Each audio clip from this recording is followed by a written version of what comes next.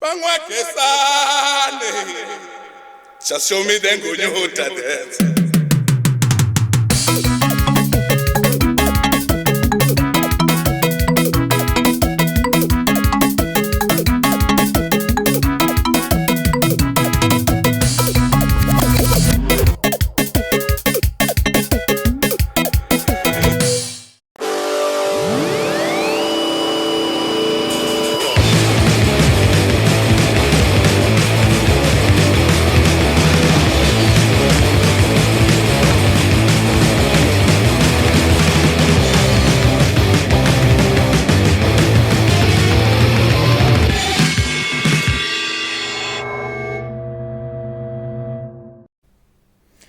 Good morning, everyone, and a warm welcome to IFFR this year's first press conference for the Tiger competition. We are streaming live from our studio here in Rotterdam at a location which is usually the heart of the festival. Over the next 4 days, we will highlight each of the 14 titles that are part of the Tiger competition. The flagship Tiger competition is IFFR's unrivaled platform for emerging film talent with a distinct and modernist voice. Today, we will be discussing and speaking with the directors of Silver Bird and Rainbow Fish, Yamabuki, The Plains, and Le Rêve et la Radio. We will present each film and filmmaker for 10 minutes individually, followed by a Q&A session with all the filmmakers collectively. Members of the press, please send in your questions via the Q&A box below your video screen. If the questions are not featured during this press conference, we will follow up with you via email. So please do not forget to share your contact details. And on that note, let's get started.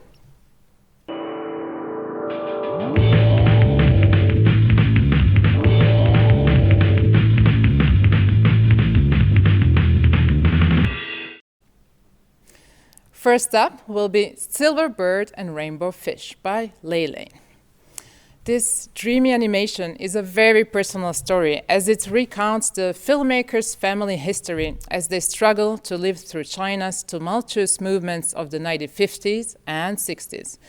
For this remarkable retelling, marked by various hardships, the director created his own vivacious visual language in which materials are mixed and reinvented, including brightly colored clay puppets, propaganda images, surrealist collage, and pop art animation. It's my pleasure to introduce the filmmaker, Lei Lei. Thank you for joining us today. Hear me? Hello, Yes. This is Lei Lei. Hi, it's so nice to see you here on the screen, and I love that your sweater has very similar shapes to the ones we see in the film as well. Yes. And has a dog. So let me start with the first question. When did you hear about this experience with your family for the first time? I'm very curious about that. Maybe 10 years before. I have an article which published on a magazine about old photos and family histories in China. Then when I back to my hometown, I read these stories. I found, wow, there are so many stories happened in my family I don't know and even did not discuss with my family before. So then I start to, based on my father's writing, I start to interview with my grandfather, my grandmother, and also my father. So yeah, then after interview, I got a lot of story and emotion from my family members. I feel very happy to understand them more. And after story, I feel my family members have shining in front of me. So yeah, that's the background story. Yeah. Yeah, and your father says that it's a special experience. Do you also think that? Yes, because my generation looks like I'm born in 1980. Looks like I'm living in very big city like Beijing. So I could not imagine my father's life experiments in 1915 or 16. So of course, when I hear those stories, that's like magic and very I can't say beautiful, but very special for me. So then I have idea to work with my animation and to rebuild my family stories. Because as a filmmaker, I always traveling a lot in film festivals and show my film together with different filmmakers from different country or different cultural background. So maybe like based on my family story, I could understand more about myself, about my identity. So yeah, so this is why I work with this animation film. Yeah, and this is exactly what I would like to explore with you more next. How did you develop this specific aesthetic approach? It's really unique, and why these, for instance, why these shapes and motifs, and why these textures and colors? Yeah, that's at the very beginning. I can't find a lot of material from my family histories. Like when my family moved to the small town in Jiangxi, in south of China. You know, in 1915 or 16, we don't have a lot of black and white photos, and we don't have a lot of material, visual material from the town. So then I'm thinking about maybe I can make up, like use my hands to make up the mountain, to make up the house, to make up people's face from the story. So that's the like original idea. But the good thing is when I work with clay, you can see in the big screening they have a fingerprint on the clay, and you can see the texture from the old magazine or newspaper black and white photos.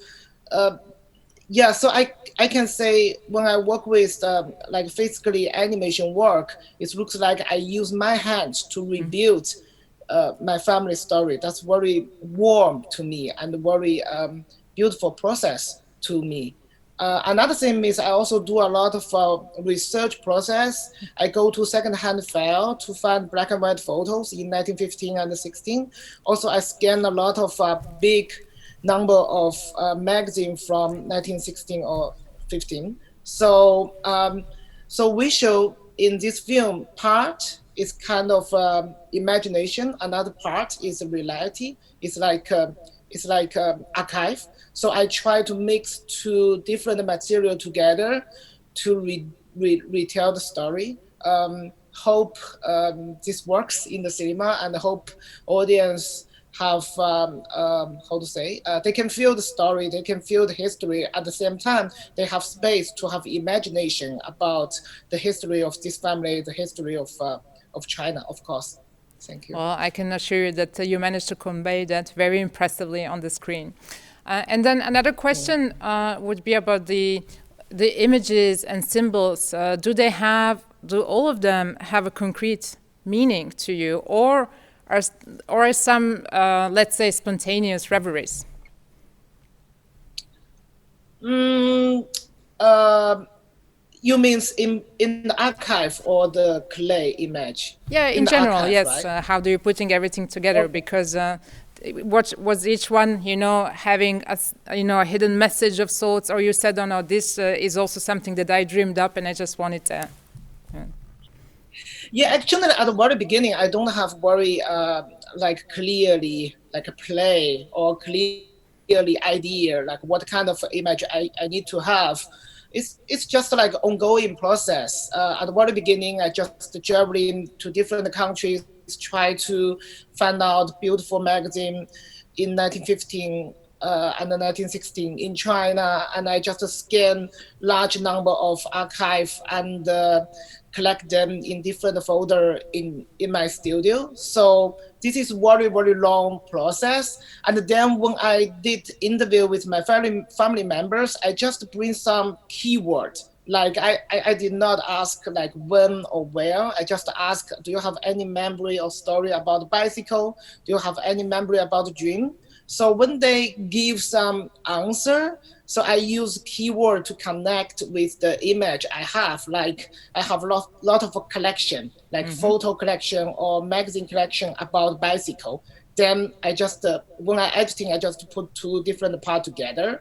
I think this is very interesting process because always give me surprise when I have new image. I will try to find out a good place for this picture in the film. And when I have a new story from my family members, and then I think about, oh, I have similar keyword in my big selection. So yeah, so it's just like ongoing process. But of course, during the post-production, I work very hard with my editor, and we try to make make the storytelling smooth, not like, jump from different keywords. We hope to tell the story to audience. So yeah, that's the idea. It slowly happened. The storytelling is slowly happened. Yeah. Yeah. And you spent a lot of time, as you say, talking to your family about it, researching for the film, and I imagine learned immensely. And your family, I'm sure, is aware that you're doing this film, but I wonder, how did they react to the first idea that you want to put it on screen, and especially in this way, that it's so special? Yeah, it's very interesting question. Because we are still before the festival, we still work with the post-production. So my father did not see the film yet. But if you saw the film already, during my working process, when I finish first 20 minutes, I show it to my grandfather, and I interview about like the feedback from my grandfather. He just said, oh, the bird, I'm just worried about the bird, why the grandma transferred to a bird, and the clay not looks very similar to your grandma. So he gives some feedback, and then I record his feedback, and then when I do the final editing, I just bring his feedback as the part of the interview material in the film. So I think this is my family feedback in this film. But the very sad thing is my grandfather passed away in 3 years before. So, but good thing is he watched the first 20 minutes from this film, and he have his his feedback in the film. So yeah, that's lucky thing to me. Yeah, that's and quite then wonderful. I will wait what my I will wait for my father's feedback. Of course, I will let you know maybe after the festival. Yeah. But if it's quite wonderful to hear that, and if anything, you really created a very rich testament and document of your family. So it's also a big legacy to all of you, and also future generation and your generation as well. So thank you very much, Lei Lei, and then we will see you back later at the Q&A. And now onwards to our next contender.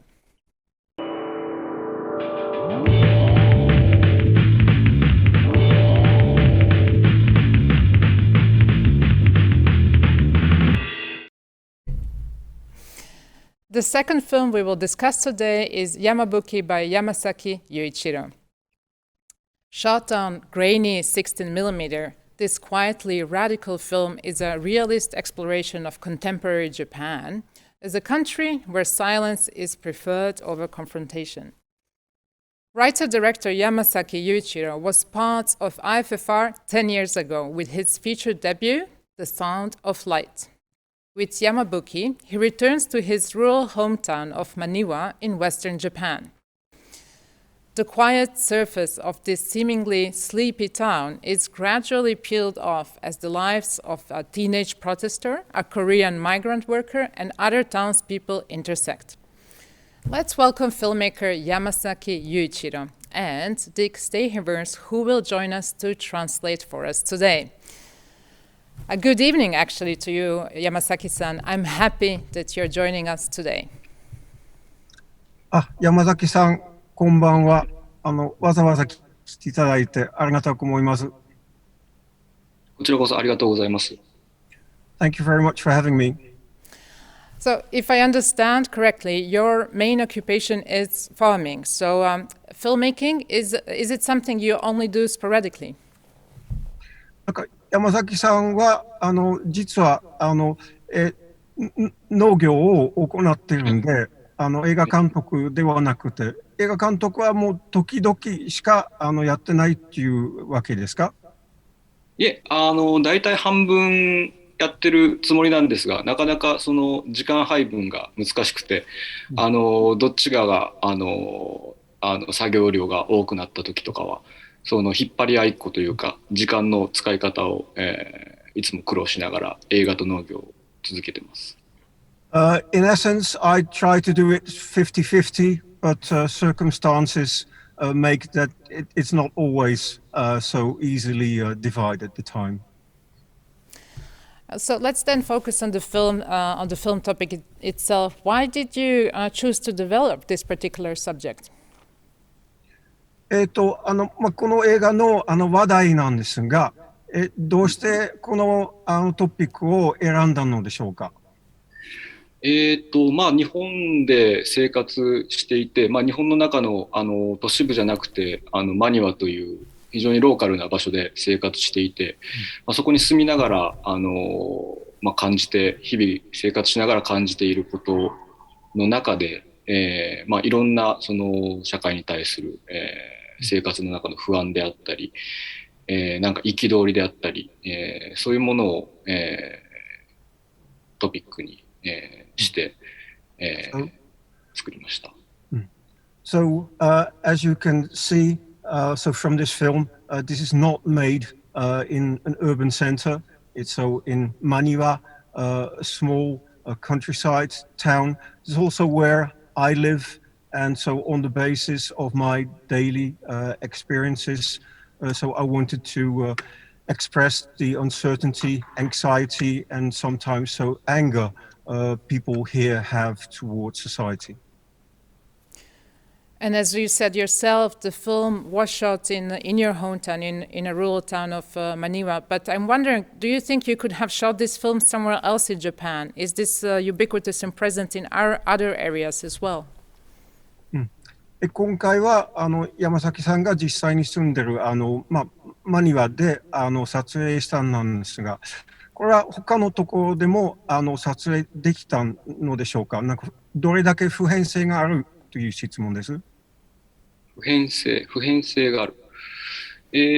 撮影したのはマニワが中心で、他の場所でもやってるんですが、基本的には、僕自身が、生活している場所で、日々、どういう、物語を、どういう映画を作ろうかと考えながら生活してますので、その中から、生まれたお話と、実際に住んでいる場所で、俳優たちに来ていただいて、作ったということになります。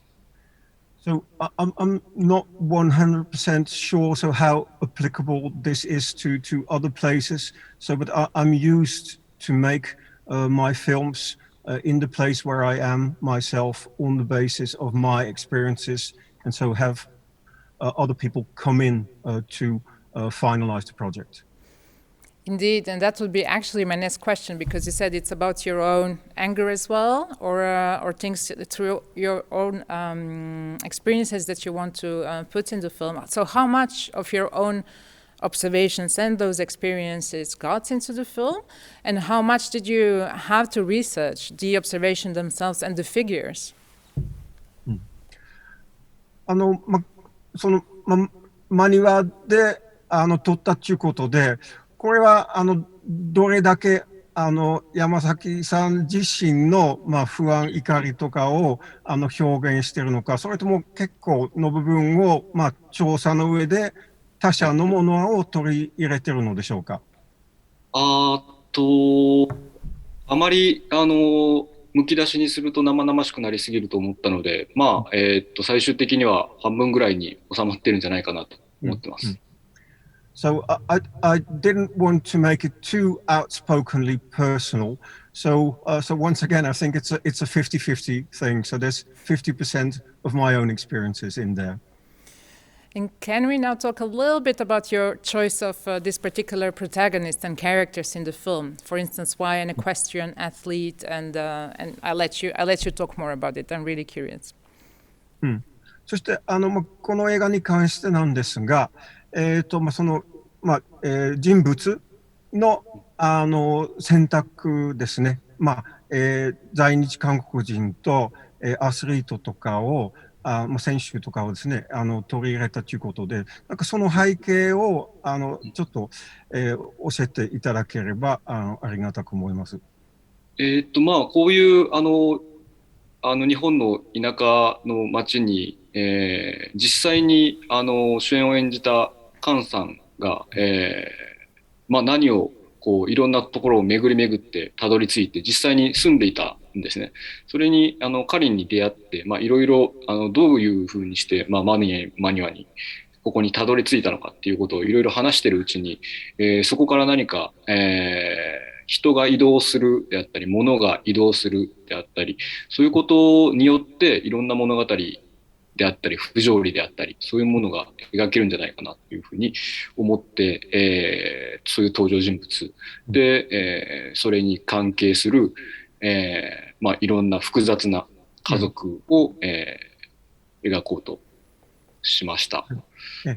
それによって、まあ、僕が、思っている先ほど言ったような、そういう感情を、何か描けるんじゃないかなということを思っています。So the lead actor, so who plays the South Korean, so he himself is South Korean and so has experience of living in Manila. So I listened to his stories, how he ended up in this town, and so became aware of the moving of people and the moving of things, and how this sometimes so very illogically can make for these kind of stories. So I use that as a basis, and then so on top of that I added so my own views of the local society. All right. Well, thank you very much, Yamasaki Juichiro. We'll get back to you during the Q&A with the press. So members of the press, do send your questions to the filmmakers via the Q&A box underneath the screen. And let's move on to the third film of today.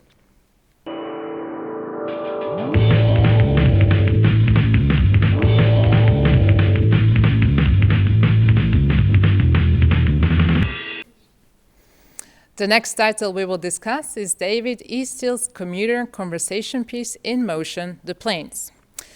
In this fascinating debut, shot entirely through a fixed camera perspective, we follow Andrew, a middle-aged man who drives home from work every day through Melbourne's outer suburbs in peak hour traffic. The long commute allows him time to phone in on his mother and his wife and occasionally offer a lift home to a younger colleague. Over a year, we increasingly get to know their world from within the confines of the vehicle. The Planes is a road movie unlike anything you have seen before. Hello, David. Welcome to the studio, and thank you for joining us. Hi, Vanya. Good to be here. Thank you. Yeah, from far away Australia. So, first question. It's totally obvious one, but how much commuting have you done in your life? Well, I have to say I know this commute because I did it many, many times over the time I worked at that workplace with Andrew. So I'd say it's a completely ordinary experience in Melbourne. That road is one of the key arterial roads that through the city and the suburbs, called the Monash Freeway. I guess I became interested in exploring that commute in this film as a sort of, it's interesting, the commute. It's this liminal time between work and home where we're moving in a vehicle together with thousands of other people, but separate from them. It's sort of this dead time in a way, a sort of transitional time, and we're sort of sitting still but moving through the city. And it was an interest of mine to sort of explore that.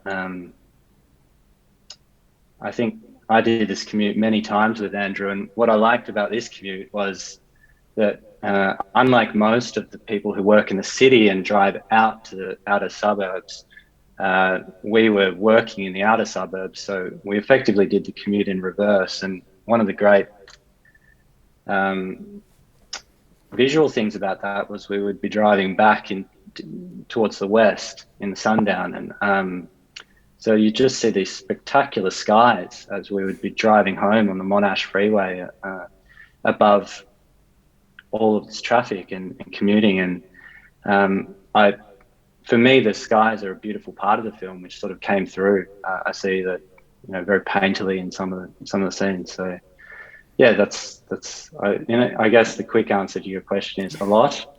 Not so much in the past year where we've all been working from home, but prior to that, a lot of commuting. Yeah, as you beautifully describe it, this liminal space would not be present anymore. But it makes total sense, if it occupies such a central spot in everyday lives of so many people. So did you ever try? I'm curious about the positioning. And how did you decide to film it? Did you ever try out different ways to film inside a car, or was this one main view that you always wanted? Yeah, perhaps I'm not the most imaginative person. I like this angle a lot. I used it in a short film, which I made prior, and for me, I think, I don't approach these things academically and spell out exactly why I'm doing something, but what I particularly like about this view or this angle is you get a screen within a screen. The windshield is always present within the greater frame, and for me that creates a very interesting dynamic where you have what is in effect complete documentary outside the window. When we left the car park, we're entering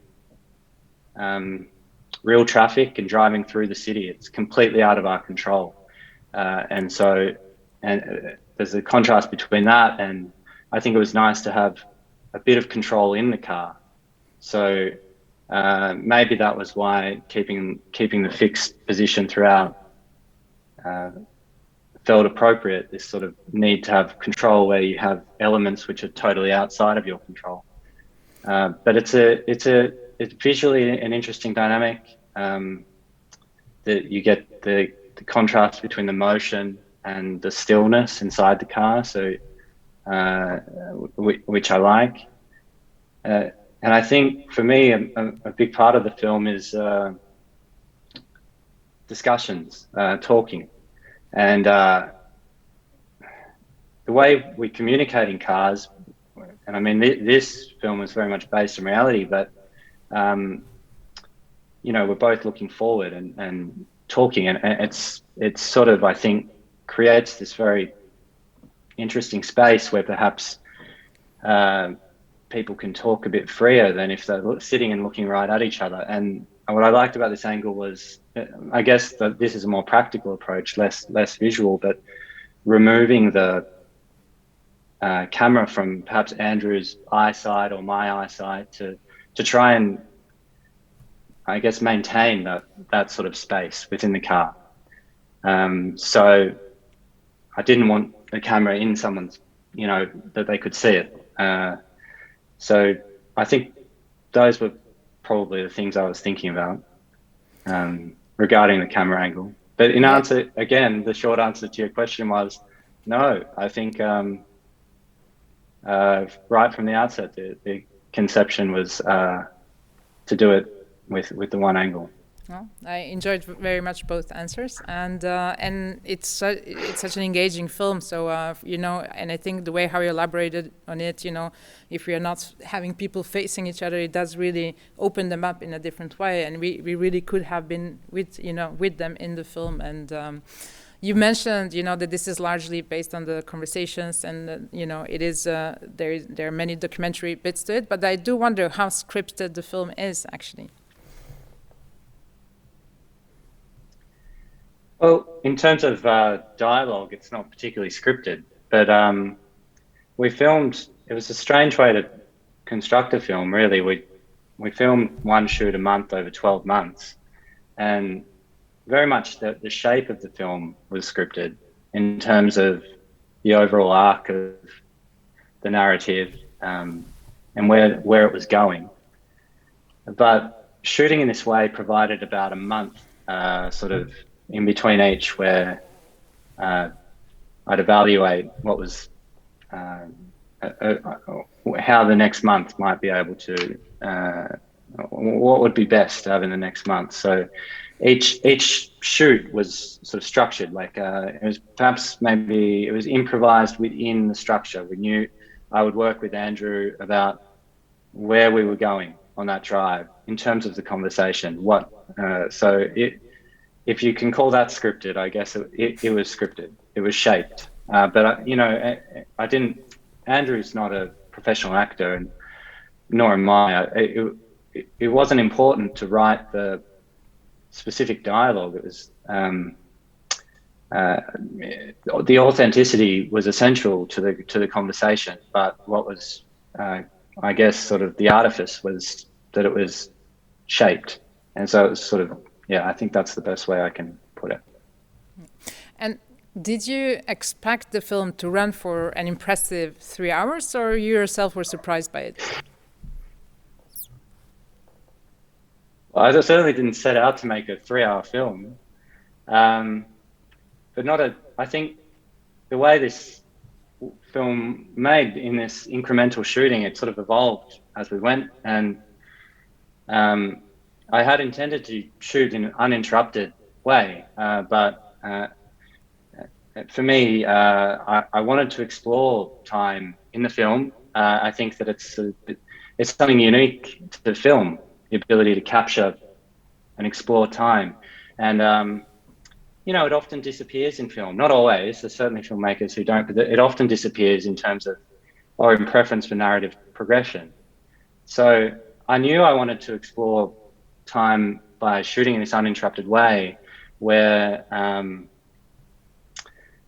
it was interesting in the commute. What appeared in the car was the clock right in the middle of the frame, which was not intended. Like one of many things that suddenly, so you get these driving scenes where the presence of the clock is very prominent, and it's just ticking forward. And I just find it interesting in the film and exploring the sort of elasticity of how we perceive time. Certain parts of the film flow or seem to pass a lot quicker than other parts, but of course it's all sort of proceeding at the same time. Now, it's funny because I tried in the edit of the film, because I cut it myself, I tried cutting it and introducing jump cuts to compress the duration. And I even showed the film in that way, and I think I felt and the consensus was that it actually made the film feel longer.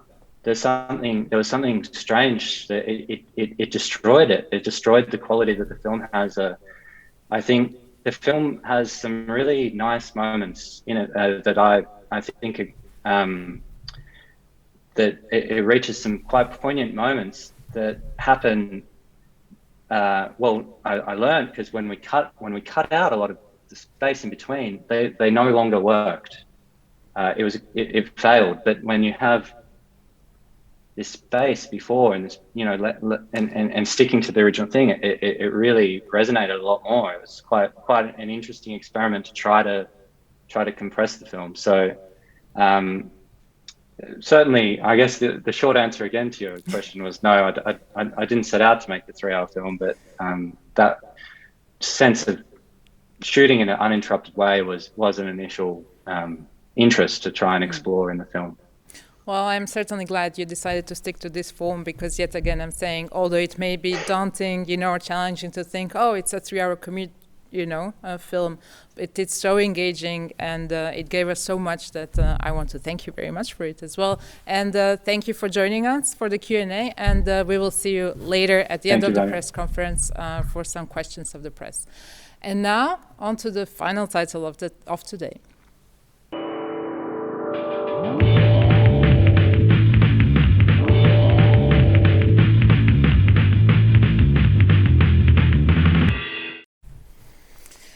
The next film of the Tiger competition is Le Rêve et la radio.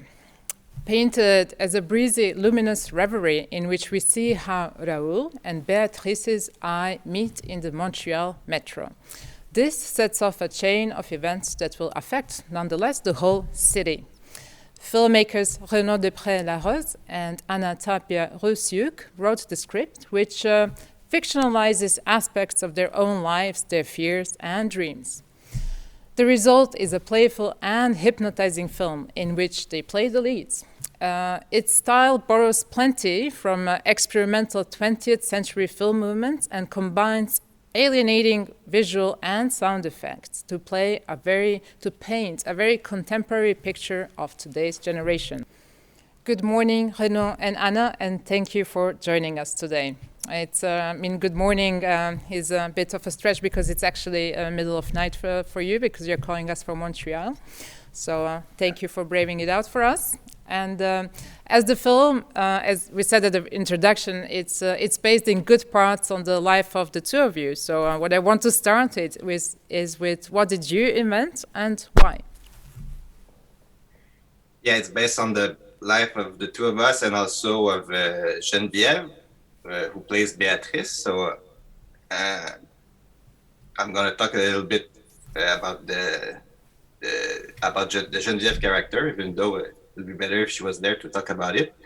But so the character played by Geneviève, which is called Béatrice, well, it is true that Geneviève abandoned school just at the beginning of the shooting, like in the movie. She was not exactly homeless, but she certainly lived a bohemian life at that time. So that inspired us a lot to write the script. As for myself, well, the character is called Eugène, and well, a little story to explain how it came to my mind. At the time I start to the first version of the script, I realized that it's been like 4 years I hadn't filmed anything, which was like I bought my first camera at 15 years old, and I was always filming. And then after my first feature movie, I was suddenly eligible for grant application. So I for the next year, I wrote a lot of script, a lot of grant application, and I realized they were all refused. So I passed a lot of time writing. Pretty much all of my time was about writing and not filming. So I had this idea. I was a little bit like a filmmaker with a filmmaker's block, becoming a writer without my own will.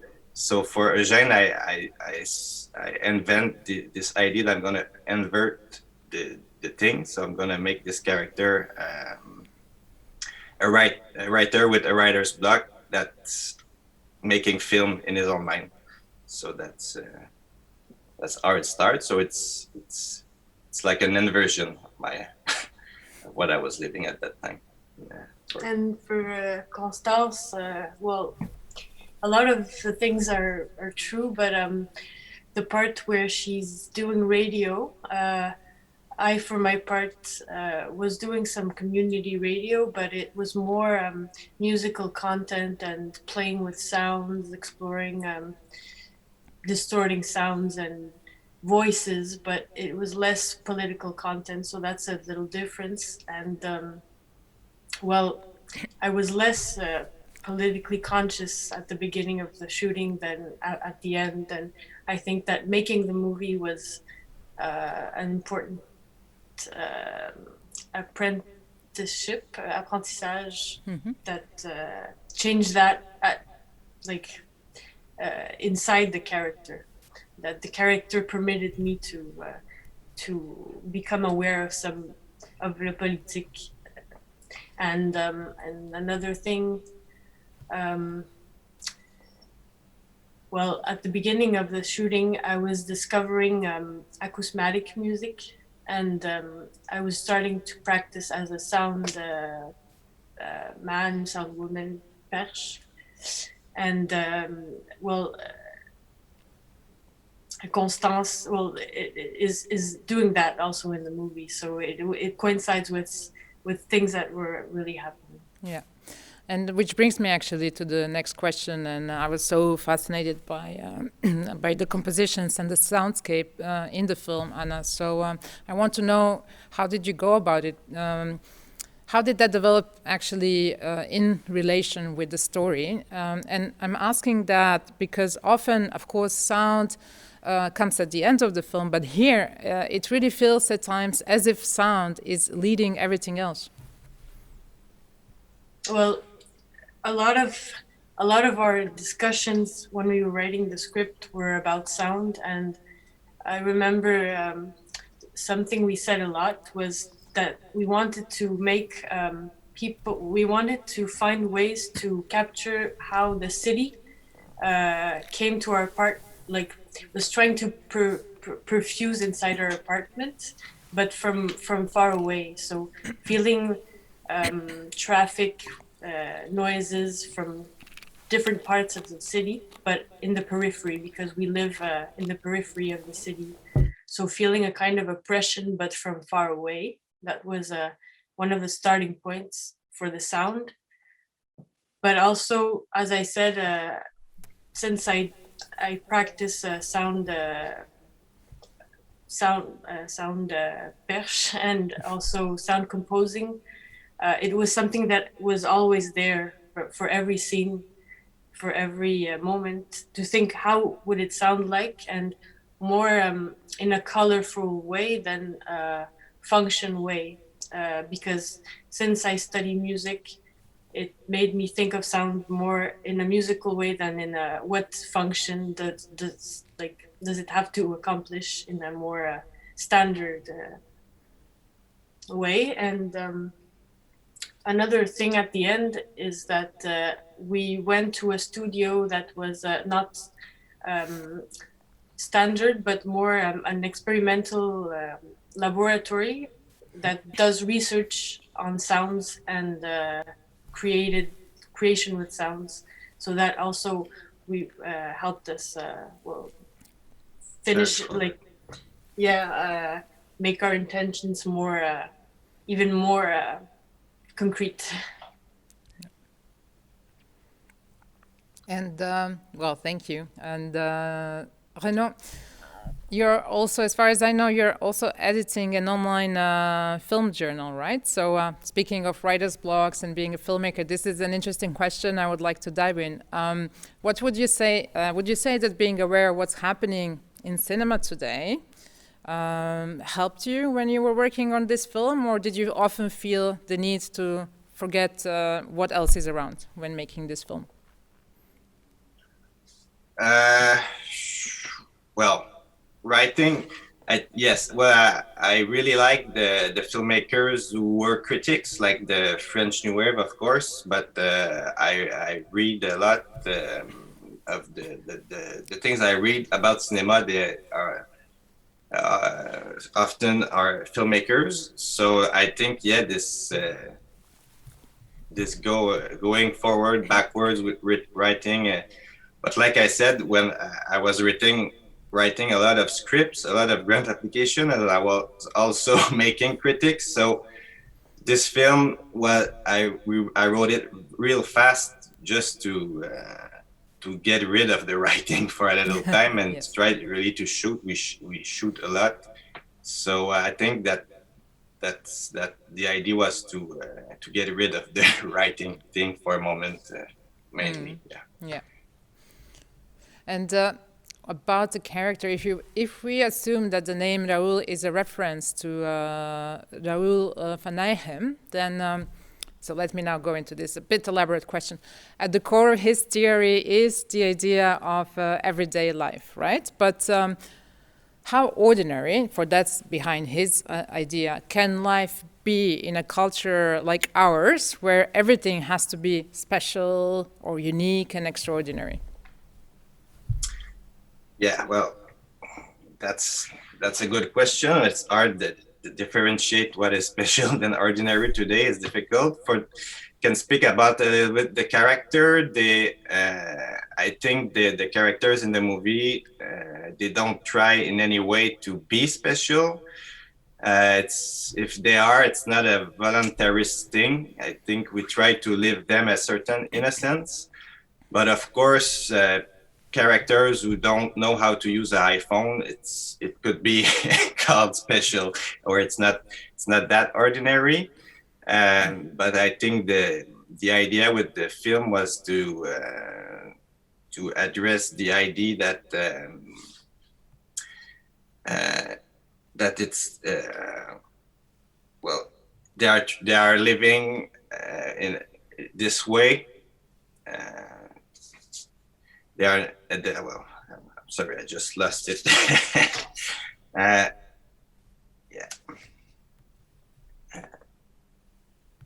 So yeah, we're not trying to say that our character, the way they live, is better than any other way, but we're trying to say that maybe a world where is it possible to live in many ways is a better world, and a world right now living without an iPhone, well, it's not that easy, we can say. And I think that's exactly it. You did offer it, it's ordinary for you, but maybe not, and it's a way of having an ordinary life. Although when we look at it from where we stand today, it can also look quite extraordinary and special. But what the very precious thing about it as well is that you really, also by referencing so many, important filmmakers of movements and topics of the 20th century, you created your own, not only visual, but cinematic language. And I really appreciated that very much about your film. So I really can't wait, that large audience sees it as well. So I want to thank you very much, Renaud and Anna. And we are now going to move to questions from the press members.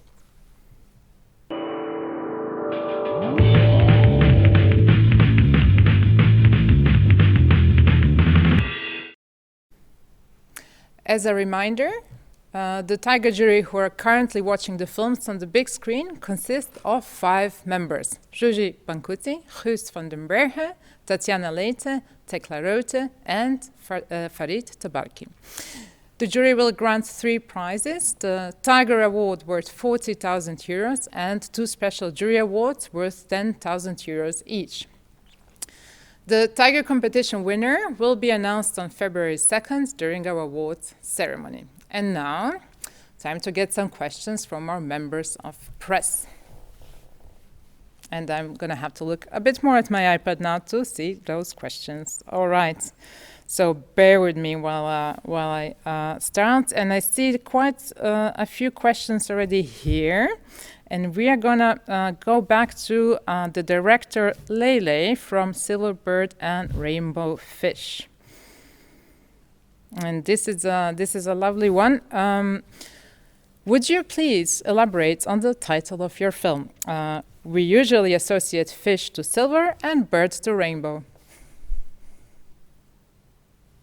Yeah, thanks to this question. Actually, I have no idea about title when I work with this film. And then when I design bird and when I design fish, after Clay hands work, when I do the editing, make the fish and the bird on the big screen, I found, wow, maybe that could be the title, because I think 2 female is very important character in the family, also very important character in the story. But I don't want to just use the name. I think the rainbow fish and the silver bird could be, make the film sounds more romantic, and also this is like the account for all the great female in the family. They do great job to help us, to help the family members together. So, but from the animal, the title looks like very cute and very, romantic. I like in this way. It's like we hide some very tough or very how to say, very tough story from the family or very hard storytelling, but we bring some colorful or we bring some lovely, bring some romantic on the surface. So I like this kind of way to present my film. And I think it's also reflective in a way of the style of the film itself as well. And there is a question from somebody who I think knows you quite well, because it says, how is for you to have the availability of working or staying both in LA and Hong Kong? Me? His question to me? Sorry. Yeah. Maybe I missed the question. Sorry. Can you? I'm just saying there's a question from someone who I think knows you, because it says how it is for you to have the availability or the possibility, I would say, of working both in LA and Hong Kong as well. Oh yeah, actually I work in this film is cooperation with Asian Shadows, and also because I'm working in California for a long time. I'm working in the EA program in California Arts of Institute. I'm teaching experimental animation there. So a lot of the school give me a lot of technical exposed to this film. Yeah, that's why that's how I could finish this project. For Hong Kong, because my producer, the company is based on Hong Kong, so I'm not working in Hong Kong for this film. So even a lot of time I'm just working in China mainland and online to have this kind of Zoom meeting with my editor and the musician. Yeah. Well, thank you very much. Now we're going to move on to Yamasaki-san, director of Yamabuki. And there is a question regarding the film, actually the 16 millimeter. Why the choice of shooting on 16 mil? 山崎さん、なんでこの映画を16ミリで撮ったのでしょうか。そうですね。何が確信が特にあったということではないんですが、いくつかの16ミリって特徴があると思うんですが、それが、うまく、この、地方の、山であったり自然であったり、こういう物語を演じる、俳優であったりっていうのが、うまく映るんじゃないかなと。それは本当に確信ではなかったんですが、結果的に、16ミリで撮影したことが、良かったんじゃないかなというふうに思ってます。So it was not based on a very strong conviction, and it was a kind of experimental choice. But I had this assumption that the nature, the mountains, and then also the protagonists in this film would work out best when using 16 millimeter. And looking at the results, I think it worked very successful. Yes, indeed, and I couldn't agree more with that. Thank you very much for this answer. I'm now going to move on to a question for David, director of The Plains. And it says, quite an interesting one, it doesn't often happen that a white-collar suburban people are the main characters of a film. Why did you make this choice? Well, I guess it was a very personal story. The man who is the protagonist in my film was someone who I worked with, and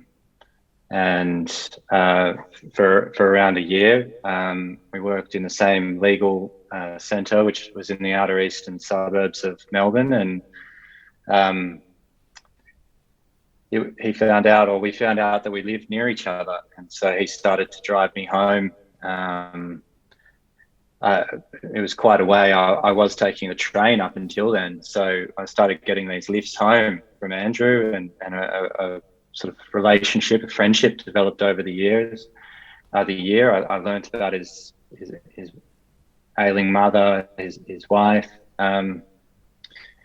So really, I don't. That's why I was made this film. It was what I knew. Perhaps it was a personal story. Mm-hmm. Thank you very much, David. A question here, yet another, a bit more elaborate for Anna and Renaud from Le Rêve et la Radio. So bear with me while I'm reading it to you. The film reflects strongly on contemporary society too, such as the use of mobile phones, which you mentioned before. But do you think situationist convictions are timeless and can be adapted to 21st century generations? Well, one of the main projects of the situationist, if I'm right, was to overcome art by revolutionizing ordinary life. I think that's, well, for us, that's not, we agree with the situationists that sometimes art is too separated from life, but we think that art can be a tool to maybe not revolutionize, but transform ordinary life. So in that sense, I think we don't want to overcome art. And also, well, the character of Raoul in the film, we can say is a kind of a realization of a prophecy. Well, Guy Debord said something like the society of spectacle can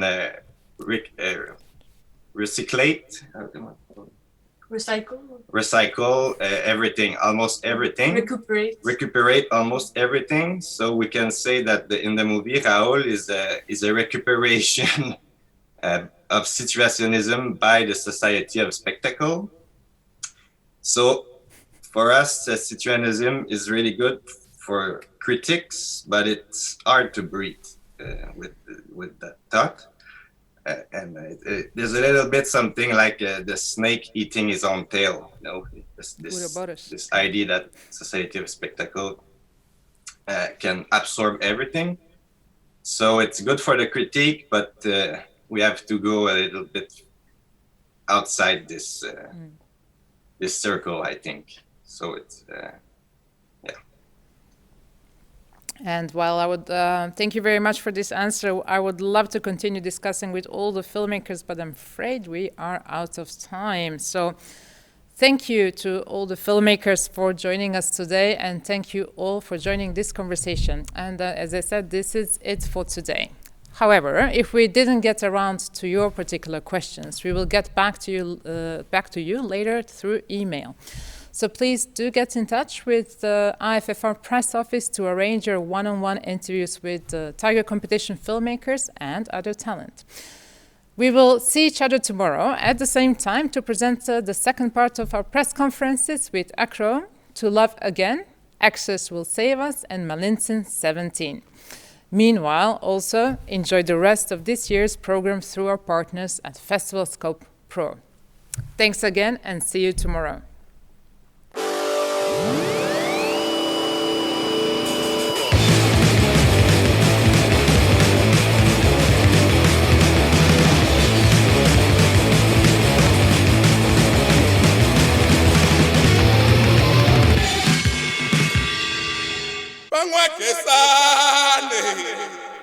Just show me then go Rotterdam.